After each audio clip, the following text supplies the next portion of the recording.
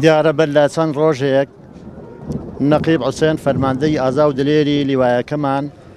لە گوندی تامور بە ئەرکێکی پێشمەرگانەدا ئەبەزێ بۆ ناو و شاری دووسڵماتوو لە نێوان گوندی حلێوە و ئەلبووسەبا ئەبوویەکی پێوە ئاتەقێتەوە و خۆی و پێشمەرگەیەک بریندارەبی. بینەکەی وی بەڕاستی زۆر سەخت بوو، ماوەی 7 ڕۆژ لە خەستەخانە مایەوە، دوایی ململانەیەکی زۆر لەگەر بریندارەکەی ئەوڕۆ زۆر بەداخەوە وەفاتی کرد و جانی پاچی خۆی پێشکەش بە خاچی کوردستان گەلی کوردستان و خاچی کوردستان کرد. نەقیب حوسێن یەکێک بوو لە فەرماندەهرە ئازا و دلێرەکانی لیوایەکەمان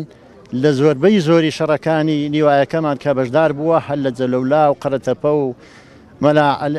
مەلا عەوڵا و تەلەلوەرد و هەموو شوێنەکان شوێن پەنجەی دیار بووە. بەڕاستی نمونەی ئازایەتی بوو لە ناو لیوایەکەمان، کوڕێک بوو تابرێ، کوڕێکی بەتوانات، دڵسۆز،